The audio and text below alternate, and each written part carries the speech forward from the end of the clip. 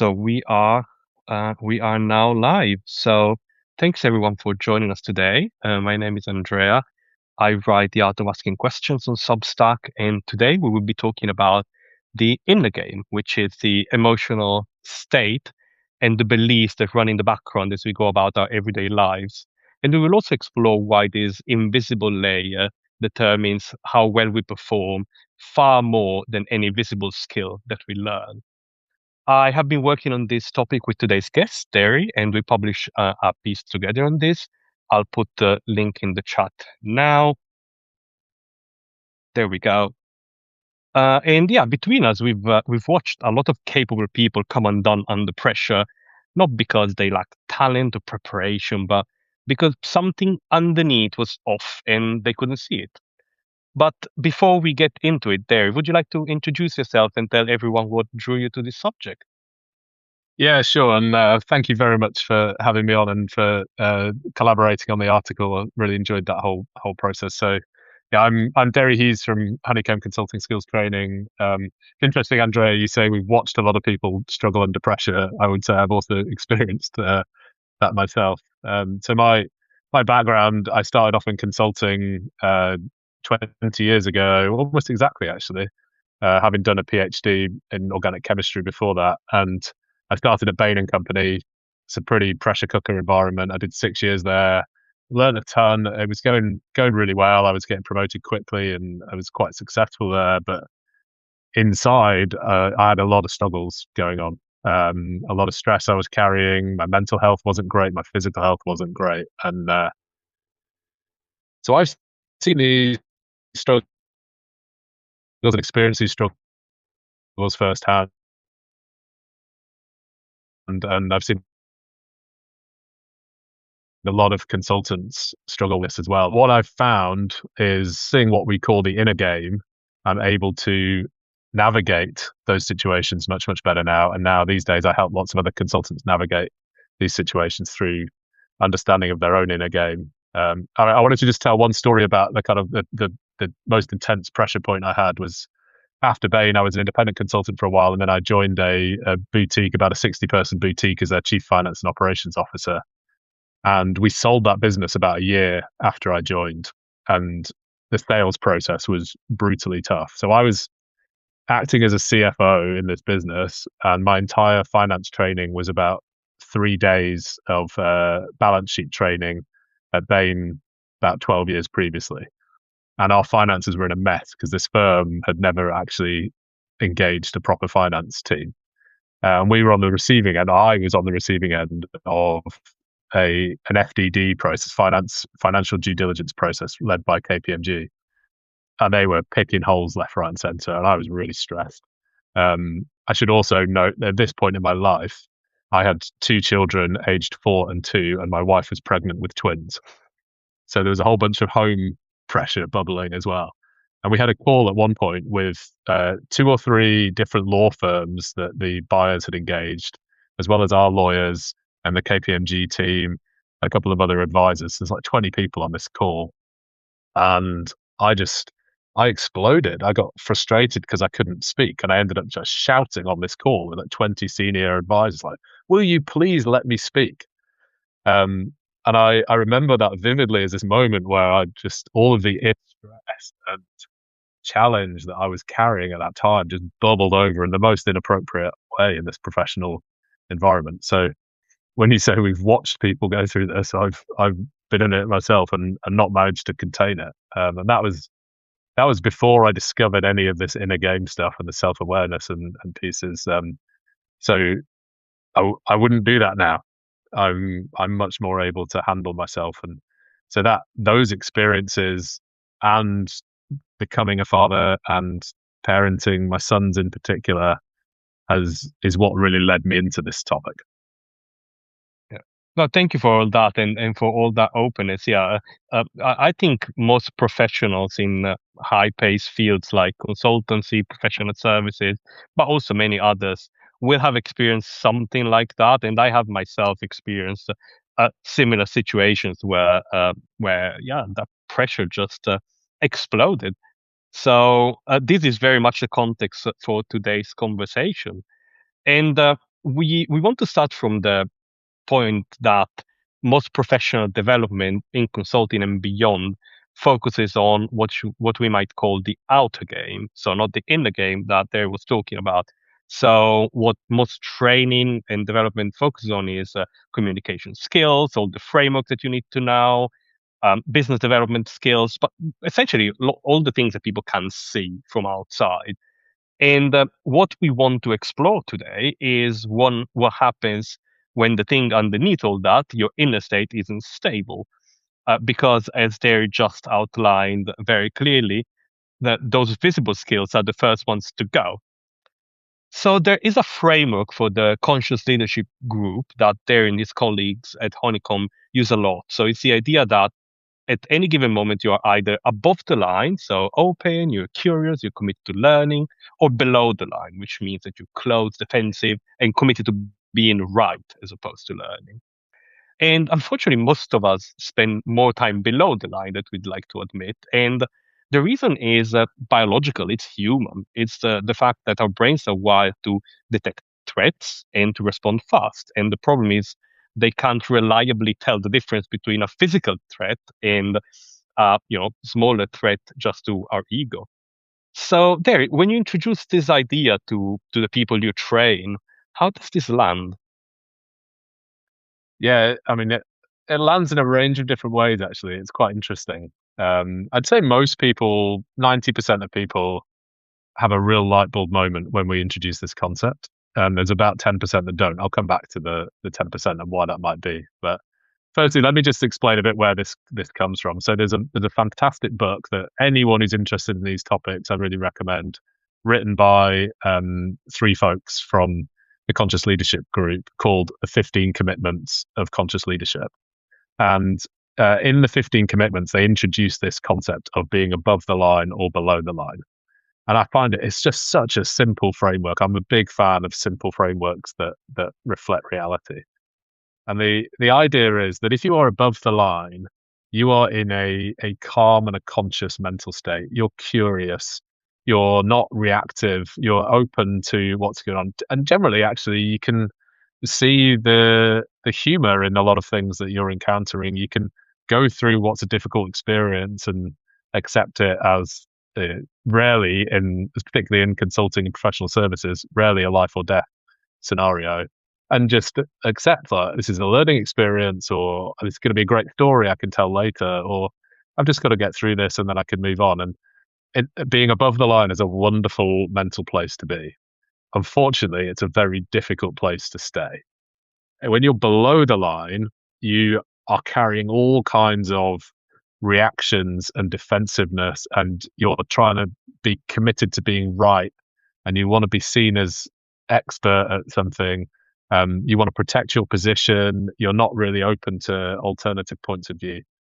So that above the line, below the line idea is so foundational. And the reason that we talk about it in training is we do loads of skills training and we can teach people concepts and frameworks, but very often we find that even if you're a consulting firm, a leadership team is really clear about the expectations they have of their people, and they've equipped them with the skills that they need, and those people are committed to doing what they need to do, they're still people are still don't do it consistently.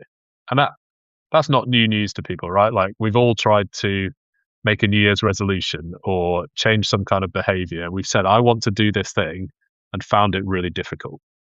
And what we've found through our training is if we don't address the inner game piece, people don't change their behaviors. And I'm all in the business of behavior change. Like I want to see people change behaviors, do things differently, and get great impacts in their business. So we have to help people understand how they get in their own way. And that could be as simple as procrastinating.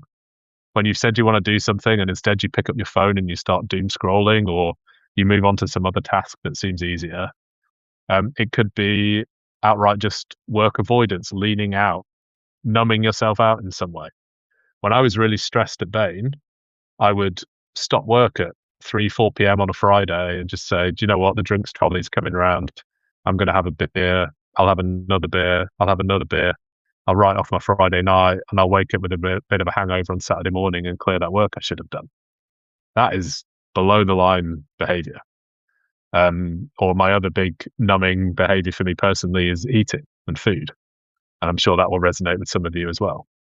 And those are the types of things that we do when we're avoiding the work that we should be doing, the work that we want to do, the behaviors that we want.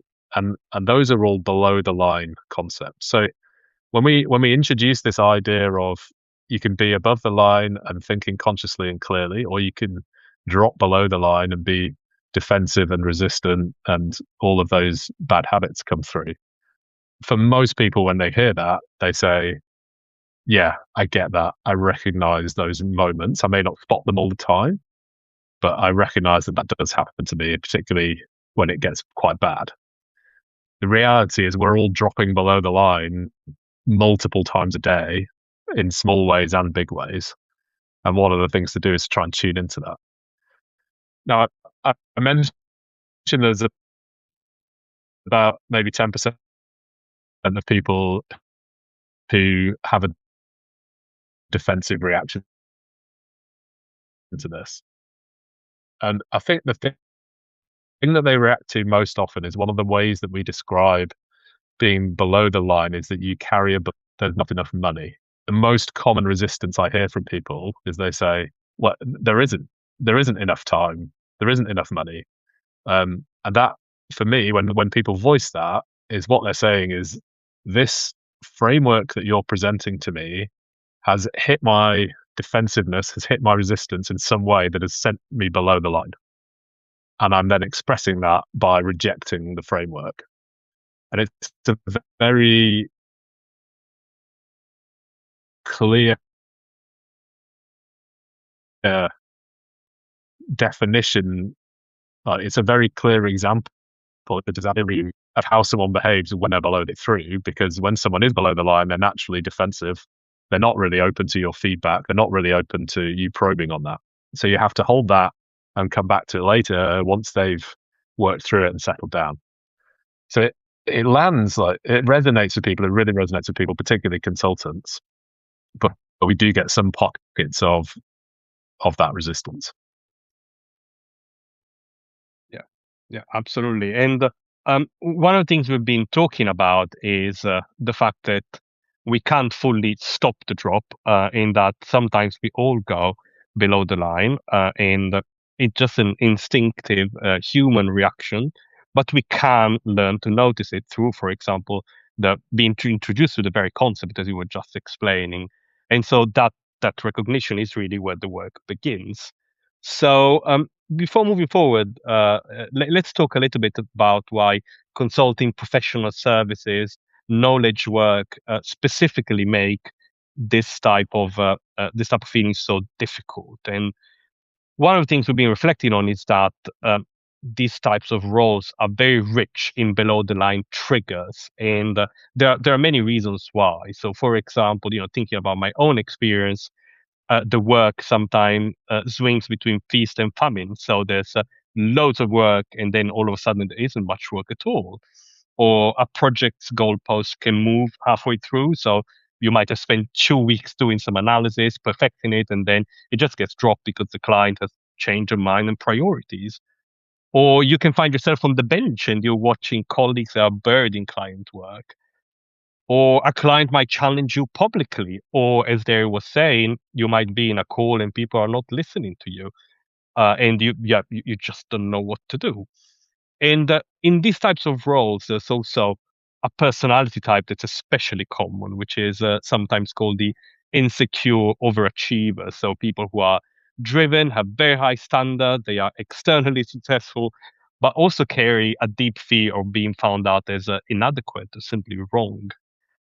So there, I know you ran a webinar recently where you asked participants to share the messages that play in their head when pressure rises. So what tends to come back in that sort of context? Yeah, it's a fascinating question. This is a webinar led by my colleague Greg Siegel, who is just an absolute genius at this type of work. His ability to read individuals and see what's going on for them and guide them through it is unparalleled. And Greg asked this question like, what message plays in your head when the pressure comes on, and there was remarkable consistency in the responses that came back that were things like, "I'm not good enough. I don't belong here. My peers are better at this than I am.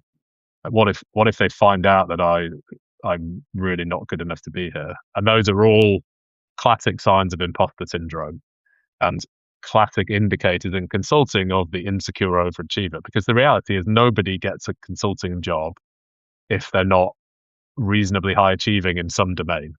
The kind of classic route in, particularly to the big firms, is academic excellence. I mean, when I was at Bain, we almost all of the recruiting in the UK was from Oxford and Cambridge. So you've got people who have excelled academically coming into this environment where people are selecting from the best of the best to get into these firms. And it's so that insecure overachiever is just very, very common.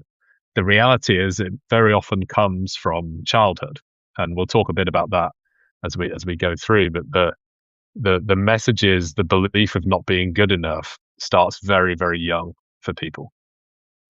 The weight that people carry when they're constantly thinking, "I'm not good enough. I'm about to be criticized. I'm my clients don't respect me. My partner doesn't think I'm good enough at this thing. I'm drowning. Everybody else seems to be doing better than me."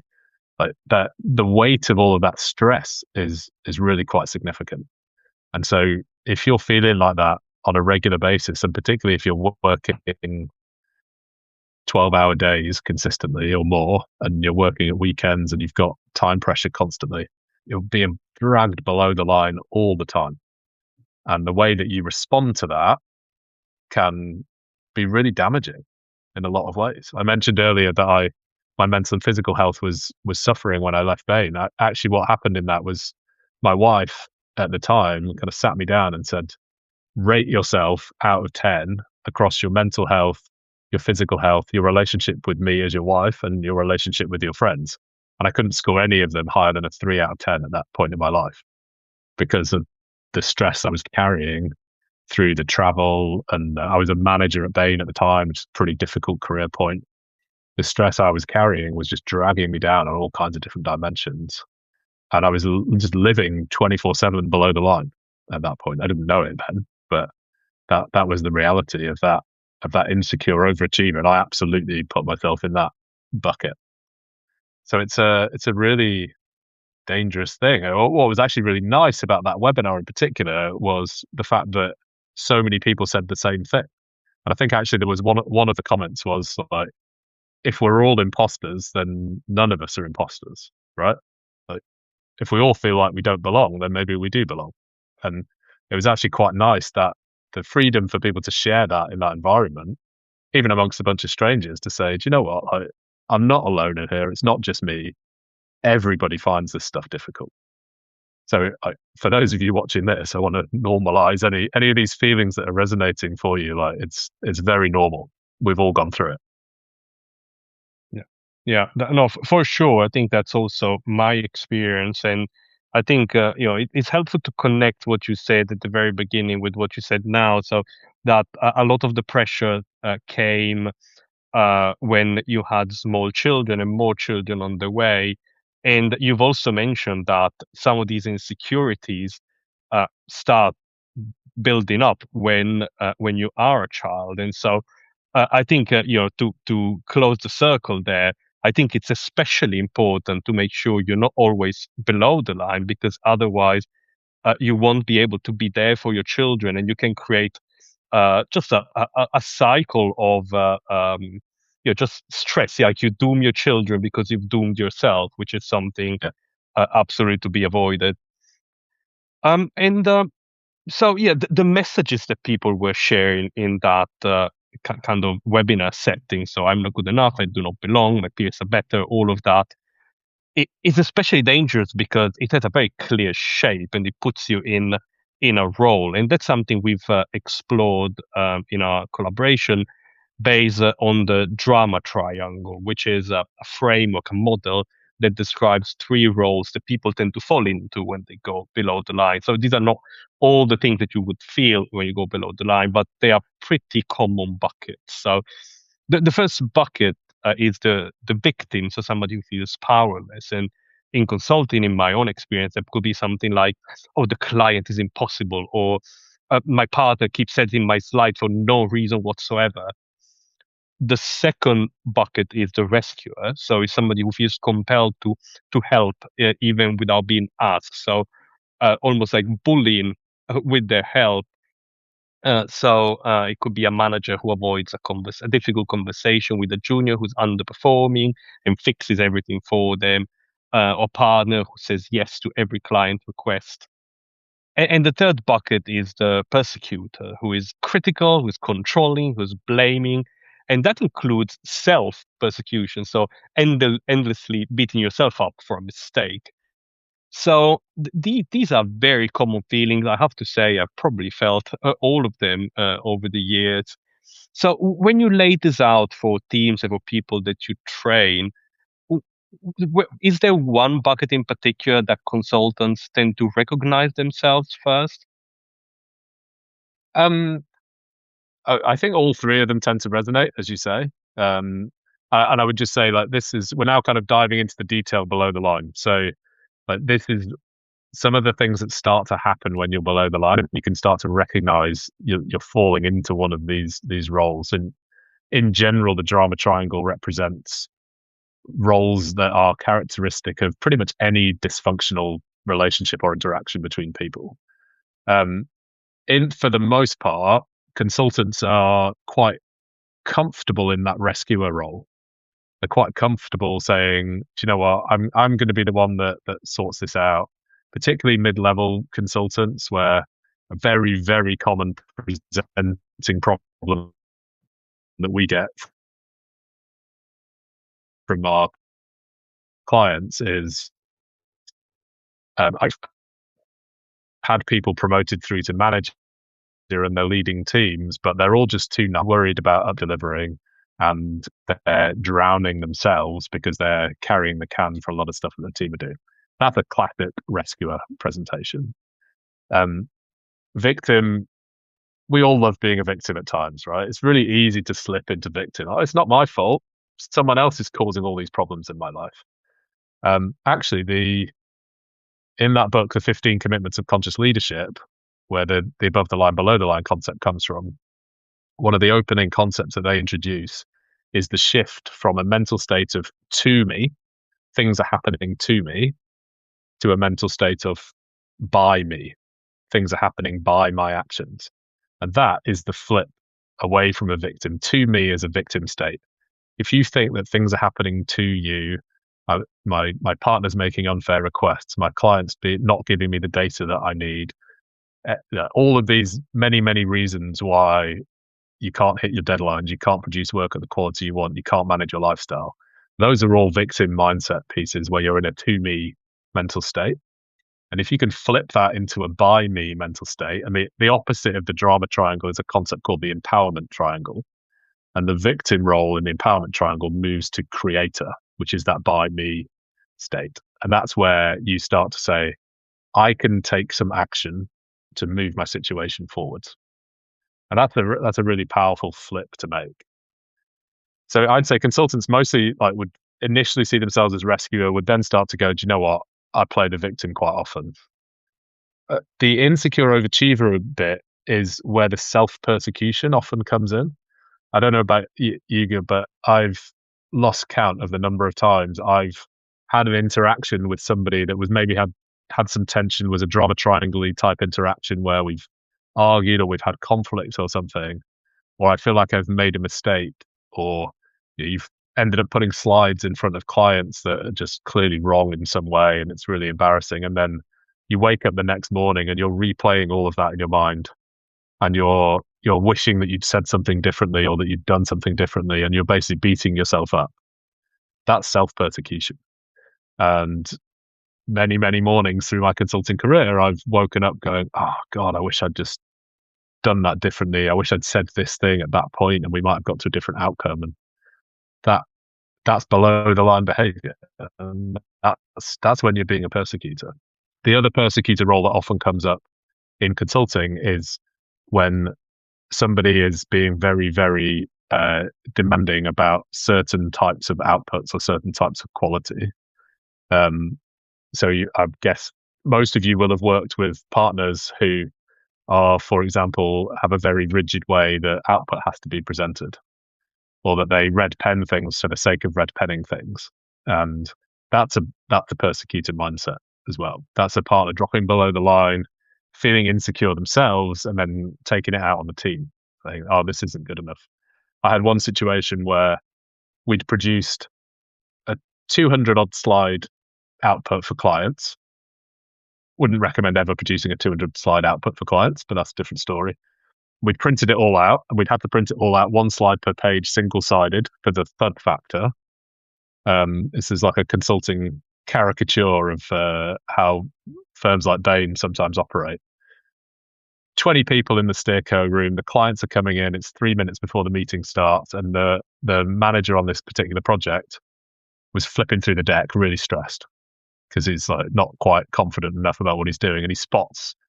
It was around about slide 160. Spotted something that he didn't like, that he really didn't want the clients to see.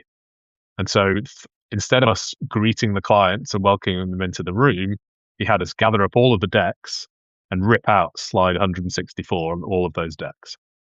And that's a persecutor type behavior. He's persecuting himself, and then he's persecuting us, and just deeply below the line, and not in any way delivering a great client experience because of that, which is the downside. So I don't think we get away as consultants from any of these three roles. The key really is to start to recognize when we're dropping into those roles. Yeah, yeah, and indeed, that's what we'll start talking about now. So the practical question is, once you see the pattern, what do you actually do with it? And obviously, before you try to fix anything, you need to start from understanding what's happening. And this is something that you've described as trigger tracking. And yeah, I think the idea is pretty simple. So you need to note and understand what situations are pulling you below the line, what thoughts each of these settings generates, and what behavior follows. So yeah, whether you rip pages of a slide deck, you shout, or you do anything else. So at this point, you're not trying to change anything. You're just trying to understand yourself and build a map of what's happening. And I would say that the argument here is that mapping the pattern is the bulk of the work, because most of us only realize we were activated after the conversation or the difficult situation is over, as opposed to during. So I know you've written separately about self-awareness for consultants, and you talk about layers of it. So how does trigger tracking fit into that picture? Yeah, sure. And this is a really important. This is really the crux of it. Like, if you want to get to start building self awareness, then trigger tracking and the other pieces I'll talk about in a second. Like, these are tools you can use to start to recognize your own behaviors, and that is the key to it. And part of that is understanding situations that cause you stress and how you respond to that stress. So just to kind of talk about the four layers that I've talked about before, and then I'll explain where trigger tracking fits into them. But um, the first layer that I think of is just to baseline measure. I just call it measure, and this is things like done an insights discovery profile or a Myers Briggs profile, or looked at a colored model. Like, just go. There's loads of kind of cheap online easy tests for those types of things. I do recommend the full profiles as well, but just start to get some sense of your personality and how it differs to others. Even that is a big light bulb moment if you've never done that, to start build this self awareness. There's a more sophisticated level of tracking, which is something called vertical development, which is less about your static personality and more about essentially your ability to stay above the line. And here I call track, and this is where trigger tracking comes in. This could be something like journaling nightly, once a week, whatever makes sense to you. Um, and there's various different frameworks you can use for that. There's a thing called PIES, which stands for physical, intellectual, emotional, and spiritual, and just categorizing your thoughts in those four different areas. Or there's this idea of trigger tracking, and the idea of trigger tracking is that you notice when you've been activated, when you've found yourself dropping below the line or acting out, or you've just found something really difficult or stressful or scary, or you've got anger bubbling up, and you note down what happened. You note down the thoughts and the feelings that you had. And the idea here is the thoughts and the feelings are the inner game. The thoughts and the feelings are the bits that are going on inside of you, and you separate those from the behaviors. So you think, what happened? What thoughts and feelings came up for me in that moment? How did I behave? And that's identifying the trigger that has led to you behaving in a certain way. And then you think about what is the impact of that trigger, or of that behavior rather. What was the impact of that behavior? And then to close the loop on it, you say to yourself, if I'd stayed above the line in that moment, how would I behave differently? Would I've still got the same thoughts and feelings, but I'm choosing how to respond. There's a simple equation almost that we use for this, which is situation S plus R equals O. A equals outcomes.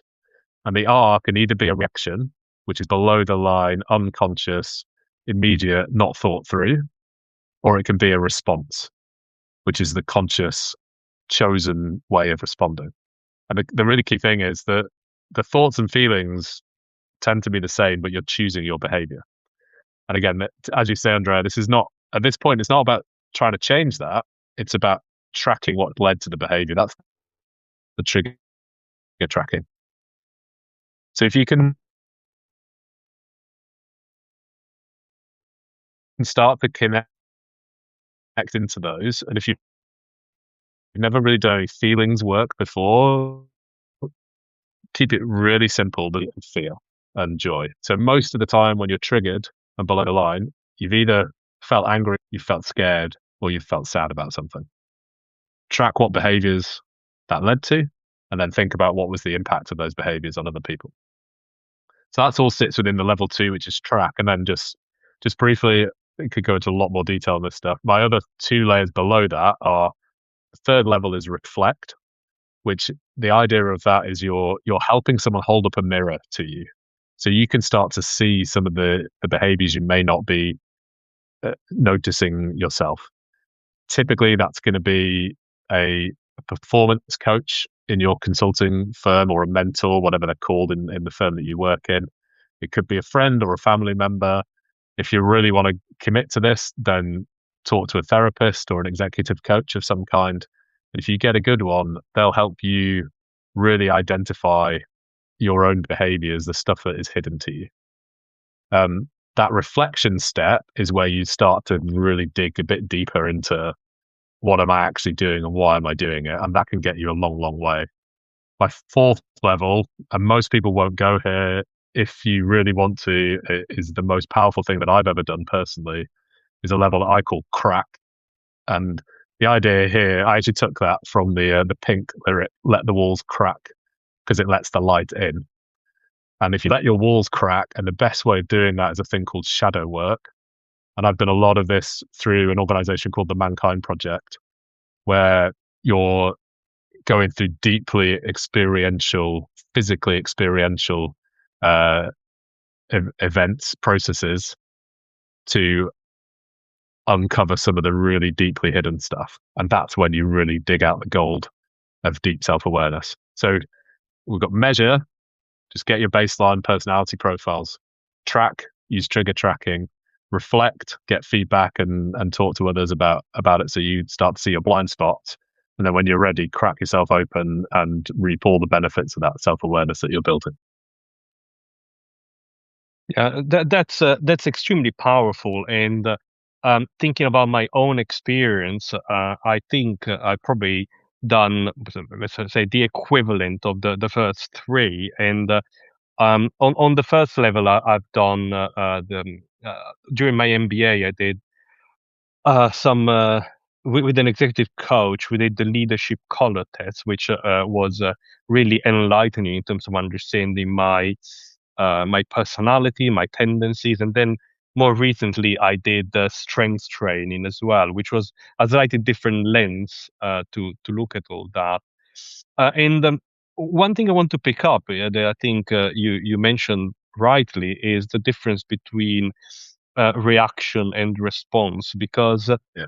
when you think about it, in the English language, they're not used interchangeably, but more or less. And if you ask people what's the difference, I don't think many will be able to outline it, just because it's not. It doesn't seem that important, but actually, it is hugely important to learn to respond instead of react. And Yeah. I remember it was, I don't know, probably 5 or 6 years ago where I first encountered the distinction, and yeah, I found it eye opening. I mean, for me it was because well, I grew up speaking a different language than English, and so I thought, well, I just encountered these words that I was using, yeah, more or less interchangeably, and realized actually there is a huge difference, that these are not words that you should be using interchangeably at all.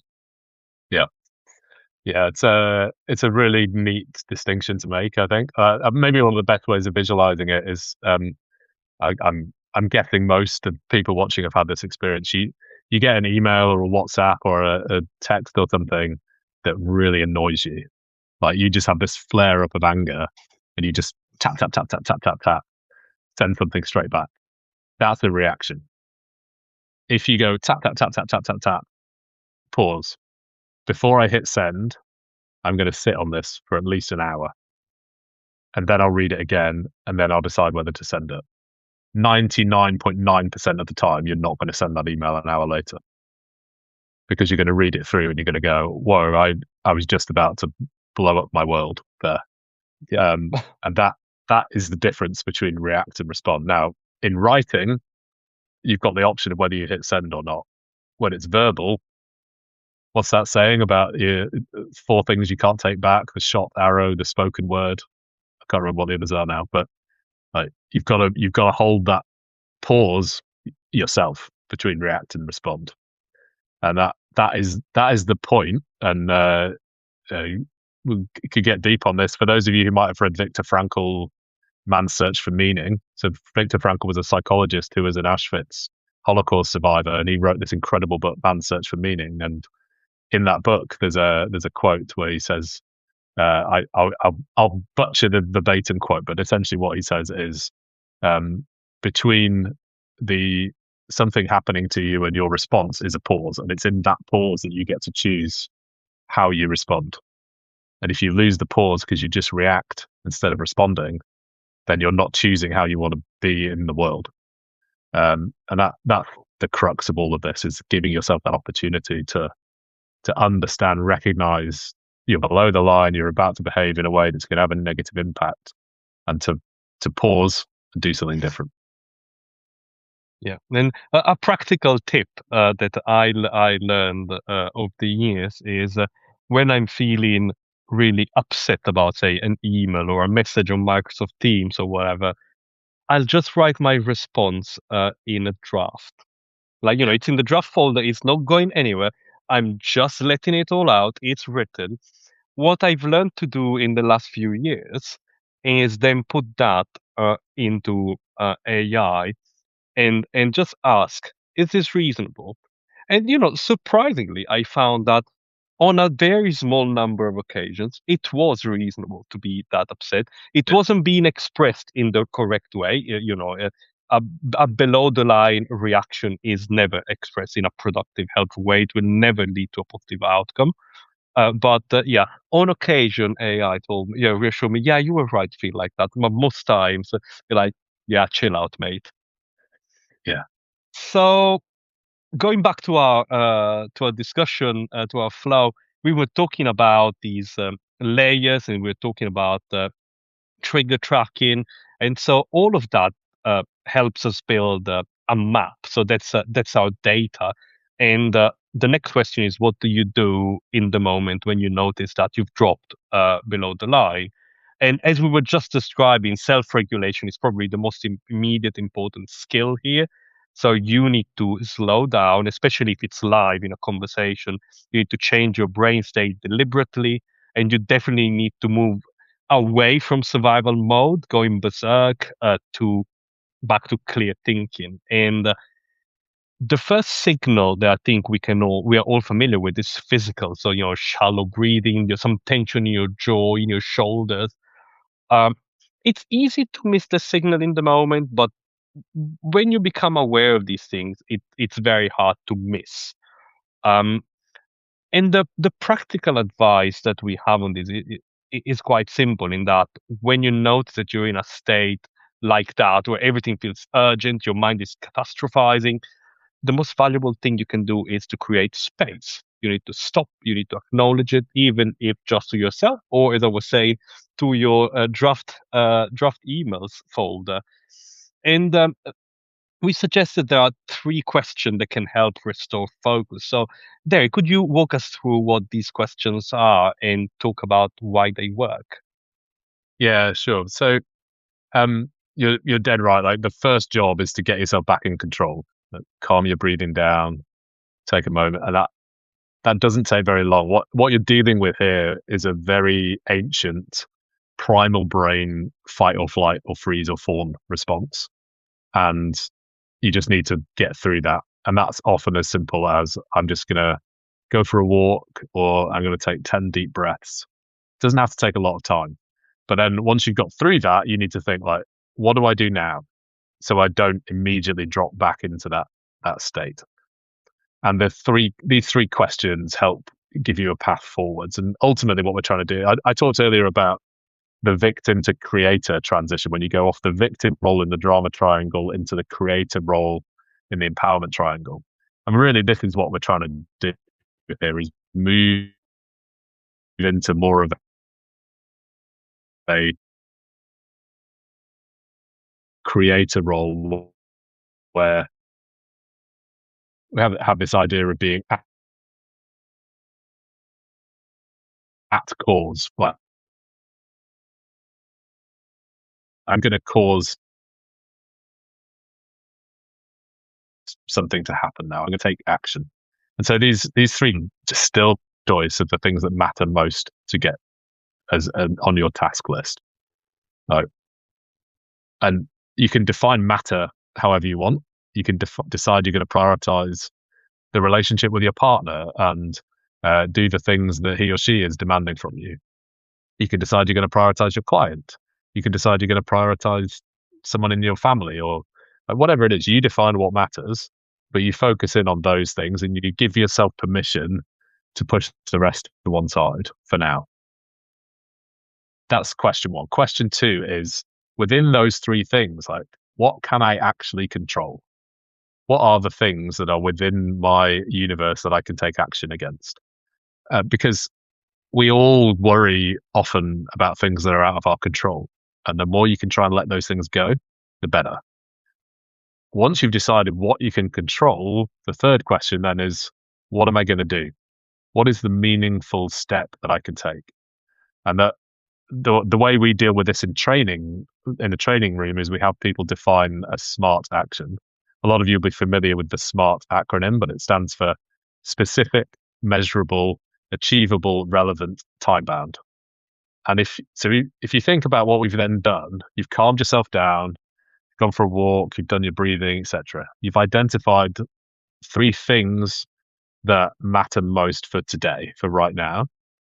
And you've said, I can control these things. And then I've defined some specific, measurable, achievable, something that you can actually do and will do, relevant task that I'm going to get done within a certain time frame against each of those three things. That allows you to just move forward with confidence. And you're then, by definition, if you've done that calmly and you've thought clearly about it, you're operating more from an above the line space. And that conscious, clear, calm thinking, like that is the hallmark of staying above the line.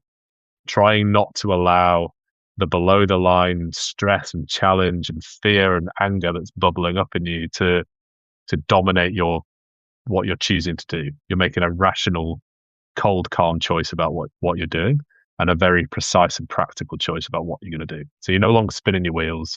You're no longer juggling 50 different things. You've made a clear decision. I'm going to do these things next.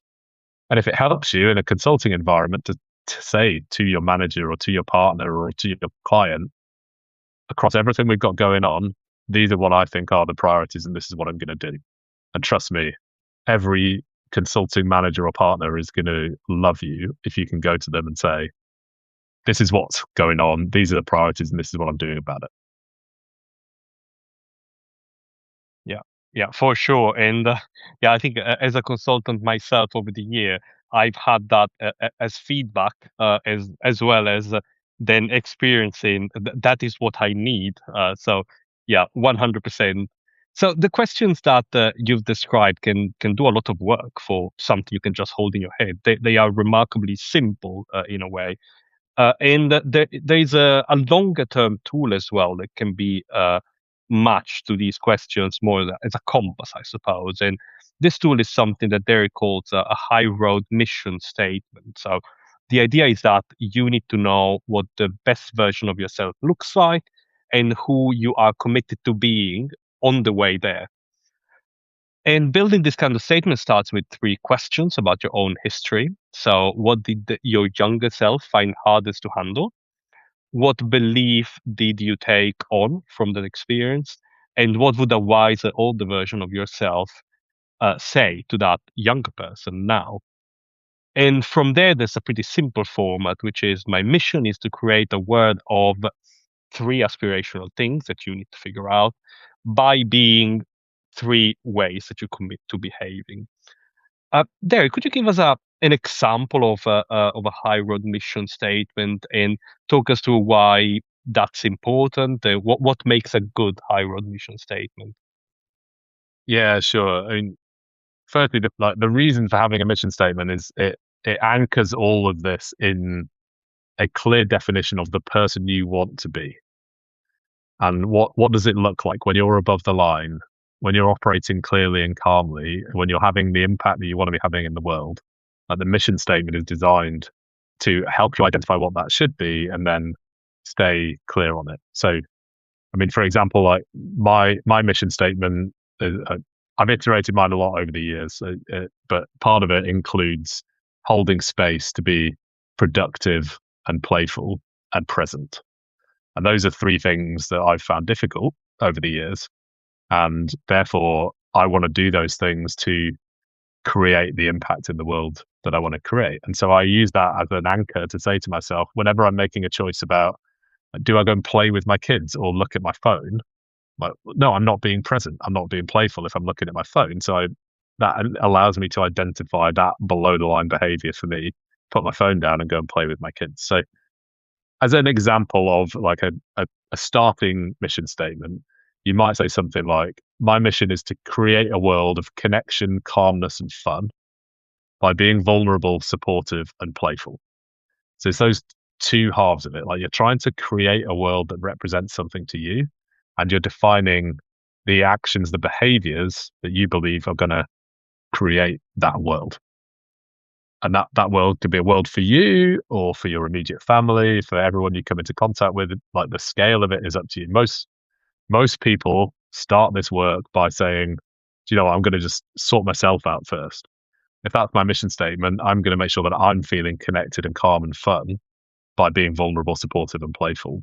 And once I've done that, my mission might evolve a bit to be more externally facing, more about impact in the world. Now, the way that we get to these things, and all of this comes from the work of a psychologist called James Hillman, who he's a Jungian psychologist. So he follows Carl Jung's concepts of archetypes, for example. Lots of fascinating stuff on that side of psychology that we could get into. But and I personally, I discovered this through the Mankind Project and developed my mission statement working with them, and then we've taken it into consulting leadership teams of various kinds as a powerful statement. But what Hillman identified was that the mission statement that is likely to resonate most with you and energize you and feel like a direction you want to pull in is connected back to the things that you felt you were missing in early childhood. So in this world of if someone ends up with a mission statement that is, I want to create a world of connection, calmness, and fun, often someone will have got to that by recognizing that in early childhood they felt a bit isolated, or they grew up in a household that wasn't calm, where there was a lot of energy and anger, or they were moving around a lot, for example, or a household where fun wasn't really prioritized or even valued or even allowed. And so they've identified those things and said, "Do you know what? I was missing those things as a child. The adult me would like to create those things in the world so that others aren't missing them."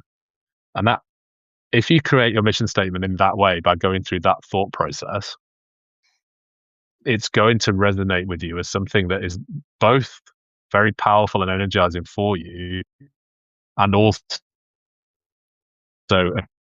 a stretch is also something difficult for you. And this is a really important part of a mission statement. Like, your mission statement shouldn't just be a description of how you behave today. The whole idea of a mission statement is it's a stretch to try and get you closer to the person you want to be. If you just, unless you're like, perfectly living above the line at all times, and you're always calm and conscious and curious, and you don't have any of these problems, in which case I would say you're probably lacking a bit of self-awareness. But let's say you are, then your mission statement can be how you work today. For the rest of us, the mission statement should be an articulation of the person you're trying to become. It's a reminder of the direction you're trying to move in.